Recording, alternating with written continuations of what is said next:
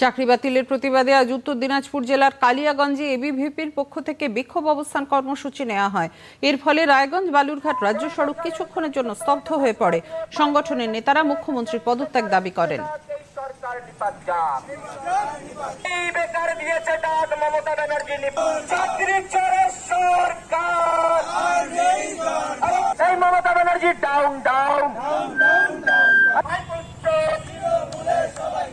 গোটা বাংলার মানুষ দেখেছে যে রাজ্য সরকার কিছু দুর্নীতিগ্রস্ত শিক্ষকদেরকে বাঁচানোর জন্য পুরো এসএসসির যে 2016 প্যানেল 26,000 যে শিক্ষক ছিল তার মধ্যে অনেকেই মেধাবী ছিল, তাদের সকলকে বলিদান দিয়েছে।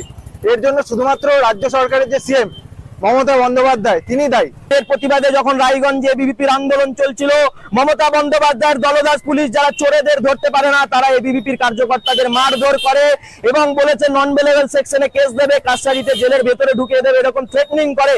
এই মমতা বন্দ্যোপাধ্যায়ের পুলিশ। অখিল ভারতীয় বিদ্যার্থী পরিষদের একটাই দাবি, এই চোরের রানী মুখ্যমন্ত্রী মমতা বন্দ্যোপাধ্যায়ের পদত্যাগ। মমতা বন্দ্যোপাধ্যায়ের পদত্যাগ না হওয়া পর্যন্ত অখিল ভারতীয় বিদ্যার্থী পরিষদ শেষ বিন্দু পর্যন্ত, শেষ নিঃশ্বাস পর্যন্ত ধারাবাহিক আন্দোলন চালাবে রাজপথে শাসকের চোখ রাঙানিকে উপেক্ষা করে।